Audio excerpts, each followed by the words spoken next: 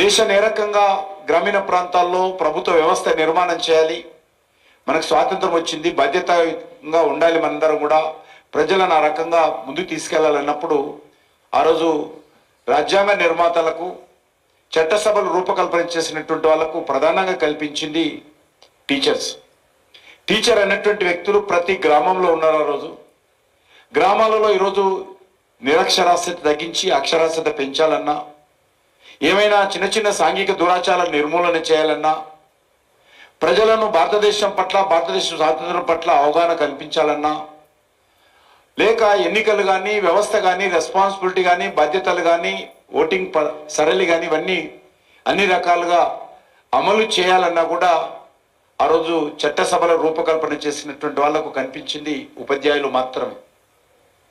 ఆ రోజు ప్రభుత్వం ఏర్పడిన తర్వాత పోలీస్ కంటే ఎక్కువ, మిలిటరీ కంటే ఎక్కువ రిక్రూట్మెంట్ చేసింది ఎవరిని అంటే టీచర్స్. చాలా పెద్ద ఎత్తున, ఎందుకంటే మనకు ఛాలెంజ్ ఏ స్కూల్, ఏ గ్రామంలో కూడా స్కూలు లేకుండా ఉండకూడదు, విద్యా సంస్థ లేకుండా ఉండకూడదు. ఎందుకంటే ప్రైవేట్ సెక్టార్లో ఆల్మోస్ట్ లేనట్లే ఆ సమయంలో, చాలా తక్కువగా అక్కడక్కడ ఉండేటివి. కాబట్టి గవర్నమెంట్ స్కూల్స్ చాలా పెద్దగా ఏర్పాటు చేయాలనేటువంటి దృక్పథంతో ఆలోచన చేసినప్పుడు చాలా పెద్ద ఎత్తున ఉపాధ్యాయులను రిక్రూట్ చేశారు. ఉపాధ్యాయులను రిక్రూట్ చేసినప్పుడు వాళ్ళ సమస్యలు కూడా చాలా ఉండేవి, పెద్ద సెక్టార్ ఆ రోజు. కాబట్టి ఉపాధ్యాయులకు కూడా వాళ్ళ ప్రతినిధులు శాసన మండలిలో ఉన్నట్లయితే వాళ్ళ సమస్యలు పరిష్కారం చేసుకుంటారు, చర్చించుకుంటారు, వాళ్ళ సమస్యలకు వాణి వినిపిస్తారు, శాసన మండలిలో ప్రభుత్వం దృష్టికి తీసుకెళ్తారని చెప్పి ఆ రోజు ఈ అవకాశం మీకు ఇవ్వడం జరిగింది. ఇదొక పవిత్రమైనటువంటి ఉపాధ్యాయ వృత్తి, అంటే పవిత్రమైనటువంటి వృత్తి, వ్యక్తులను నిర్మాణం చేసేటువంటి వృత్తి, ఇది బాధ్యత గల వృత్తి. మరి ఇటువంటి పవిత్రమైనటువంటి వృత్తి ద్వారానే దేశ పునర్నిర్మాణం జరుగుతుంది, భావి భారత నిర్మాణం జరుగుతుంది. అదే కాకుండా ఈరోజు దేశ భవిష్యత్తును కూడా మరి నిర్ణయించేటువంటి, ముందుకు తీసుకెళ్లేటువంటి శక్తి కలిగినటువంటి వృత్తి ఈ యొక్క ఉపాధ్యాయ వృత్తి. అటువంటి మీకు ఈరోజు ఈ యొక్క అవకాశం ఆ రోజు చట్టసభల్లో కల్పించారు. నేను ఎమ్మెల్యేగా 2004, 2019, 2014 వరుసగా 3 సార్లు గెలిచాను. హైదరాబాద్ నుంచి ముందుగా గెలిచినప్పుడు రెగ్యులర్గా అనేక సమస్యల మీద ముఖ్యమంత్రిని కలిసేటువంటి సాంప్రదాయం ఉండేది. నేను వెళ్ళేవాడిని రాజశేఖర్ గారు ఉన్నప్పుడు. నేను ఎప్పుడు వెళ్ళినా కూడా ఒక టీచర్స్ ఎమ్మెల్సీ ఆ యొక్క ఛాంబర్లో కూర్చునేవాడు. ఏదో కొంతమంది ఉపాధ్యాయులను వెంబడి పెట్టుకొని, ఏదో ఉపాధ్యాయ సంఘాలు వెంబడి పెట్టుకొని, ఏందన్నా ఏందొచ్చామంటే ఇక మా ఉంటే కదా, మా సమస్యలు తప్పదు, మేము మా ముఖ్యమంత్రి గారు వినిపించుకోవడం కోసం వచ్చాం.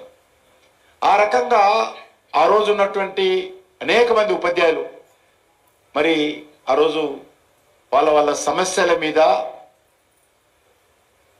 ప్రభుత్వానికి విన్నవించుకోవడం కోసం వచ్చేటువంటి వాళ్ళు. శాసన మండలికి నేను వెళ్ళేవాడిని. నేను రాజకీయాలకు వచ్చినప్పుడు వీరామారావు గారు నన్ను వెంబడి తీసుకెళ్లేవాడు, కూర్చునిపెట్టే ఛాంబర్లో కూర్చునిపెడితే వాళ్ళు మాట్లాడుతుండేవారు. ఎమ్మెల్సీలు శాసన మండలికి రావాలంటే మంత్రులు భయపడేటువంటి వాళ్ళు, అంత ఉద్దండులు, మేధావులు, సమస్యల మీద అవగాహన కలిగినటువంటి వాళ్ళు, ప్రభుత్వాన్ని సమస్యల మీద చీల్చి చెండాడేటువంటి వాళ్ళు, మంత్రులను పట్టుకునేటువంటి వాళ్ళు, అంటే గలవట్టుకోవడం కదా, ఏరాయిలుగా సమస్యల మీద వాళ్ళను పట్టుకునేటువంటి వాళ్ళు ఆ రోజు ఉండేటువంటి వాళ్ళు. ఎంత బాగా ఉండేదంటే మళ్ళీ ప్రేమతో ఉండేవాళ్ళు. కానీ సమస్యల మీద ఎక్కడ కూడా బెదరకుండా, బెనుకు లేకుండా, వనకకుండా ఖచ్చితంగా ముక్కుసూటిగా ప్రభుత్వాన్ని నిలదీసి విమర్శించి సమస్య పరిష్కారం కోసం కృషి చేసేవారు. ఆ రకంగా ఎమ్మెల్సీ శాసనసభ్యులు కానీ, గ్రాడ్యుయేట్ శాసనసభ్యులు కానీ ఉండేవాళ్ళు.